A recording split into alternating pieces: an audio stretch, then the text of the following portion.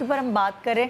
Break पे जाने से पहले मैंने कहा था कि कभी कभार कुछ ऐसी पर्सनालिटीज़ होती हैं जिनको मज़ा आता है दूसरों को दबा के, उनके ऊपर पैर रख के, उनके हुक्मरानी फील होती है। वो क्या सैडिस्ट सेटिस्फैक्शन होती है? सबसे पहले तो इस चीज़ पे जाते हैं कि ये हो क्यों रहा होता है। हाँ, दो मेजर चीज़ें होती हैं। एक जिसे हम कहते हैं कि डिफेंस मैकेनिज़्म, जैसे डिस्प्लेसमेंट। मैं किसी स्ट्रॉन्ग शख्स पे तो निकाल नहीं सकती, तो वीकर पे निकाल लूँ। जैसे फॉर एग्जांपल अभी बात हो रही थी कि अगर अपने घर में या अपने ससुराल में मसले चल रहे हैं तो वहाँ तो मैं कुछ नहीं कर सकती, तो मैं इसको डिस्प्लेस कर दूँ भाभी पे। ठीक है। अच्छा, दूसरी चीज़ क्या होती है कि रीइंफोर्समेंट। अब भाभी पे कर रही है, हस्बैंड भी साथ में ये कह रहा है कि कोई मसला नहीं, कभी कभी तो आती है, वो उठा लोगी तो क्या हुआ, वहाँ इतना कुछ कर रही होती है। प्लस उसकी मदर इन लॉ भी यही कह रही होती है कि मेरी बेटी तो बेचारी इतना काम करके थक के आती है। तो वो जो लड़की है, जो नंद है, उसका बिहेवियर भी रीइंफोर्स हो रहा है। यानी एक चीज़ अगर वो गलत हो रही है तो उसको गलत को गलत इसलिए नहीं कहते कि कहीं बहू सर पे ना चढ़ जाए। तो जब ये सारी चीज़ें आ रही होती है तो ये चीज़ें अगर बहुत अर्ली एज में आ जाएँ तो हम कहते हैं कि पर्सनैलिटी का पार्ट बन गई हैं।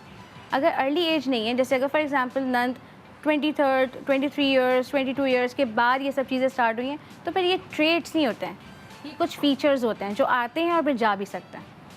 लेकिन अगर बहुत छोटी एज से सारा कुछ हो रहा है ना, रीइंफोर्समेंट भी हो रही है, डिस्प्लेसमेंट भी कर रही है और इस चीज़ को इसी तरह से लेके जा रहे हैं, तो फिर वो पर्सनालिटी का पार्ट बन जाते हैं, जो आप कह रही हैं कि सैडिस्ट हो जाते हैं। और इसके अलावा क्या होता है कि अच्छा, एक और चीज़ ये होती है कि दूसरे को तकलीफ़ पहुंचा के उनको नुकसान पहुंचा के अच्छा नहीं लग रहा होता, लेकिन बस ये हो रहा था कि मेरे अंदर जो इरिटेबिलिटी है ना, जो मेरे अंदर जोश है, जो गुस्सा है, उसको डाइवर्ट करने का तरीका ही यही नजर आता है। जैसे अभी हमारा ड्रामा शेर बड़ा हिट हुआ है हाँ, ARY का, उसमें जो अर्जुमन रहीम का कैरेक्टर था वो एक नन थी जिसकी शादी नहीं हुई है, उसकी उम्र हो गई है और वो इतनी कड़वी हो गई है और उसकी कड़वाहट बाकायदा घर में घुली हुई नजर आ रही थी, क्योंकि वो अपने भाइयों के कान भरना, तो वो उसकी जो टॉक्सिसिटी थी, जो उसके अंदर एक बड़ी उम्र तक शादी ना होने की वजह से, जबकि शक्ल सूरत की सब चीज़ों की वो अच्छी थी, मगर वो किसी वजह की वजह से शादी नहीं हुई। सो वो ये खुद एंड में रियलाइज़ करती कि जो टॉक्सिक एनवायरनमेंट मैंने अपने इर्द गिर्द क्रिएट किया हुआ है अपनी वजह से, और वो भाई और वो घर वाले सारे इसलिए उसके नाज नखरे उठाने क्योंकि वो घर की बेटी है और उसने घर के लिए कुर्बानियाँ दी और वो उसकी शादी नहीं हुई। सो सारी सिंपैथी अक्सर घरों में ये देखी गई है, जो कि अभी इनका पॉइंट भी था कि नंद आती हैं और जब भी आती हैं वो घर का माहौल ख़राब करके चली जाती हैं। तो इनके मियाँ कहते हैं बर्दाश्त करो, और वो बर्दाश्त करने को इसलिए कहते हैं कि देखो वहाँ का टॉक्सिक एनवायरनमेंट, ससुराल का उसके टॉक्सिक एनवायरनमेंट है, वो एग्जॉस्ट कहाँ करे। अक्सर होता है ना कि हम अपनी अम्मा के गले रख के रो लेते हैं, हम आगे ससुराल ने कुछ कह दिया तो हम अम्मा के गले रख के, मैका है वहाँ जाके हम वेंट करते हैं। सो अगर हम माँ के गले रख के वेंट कर रहे हैं या रो रहे हैं, कि थाटसेस अपने कर रहे हैं, तो उसमें भाभी का क्या कसूर? एग्जैक्टली।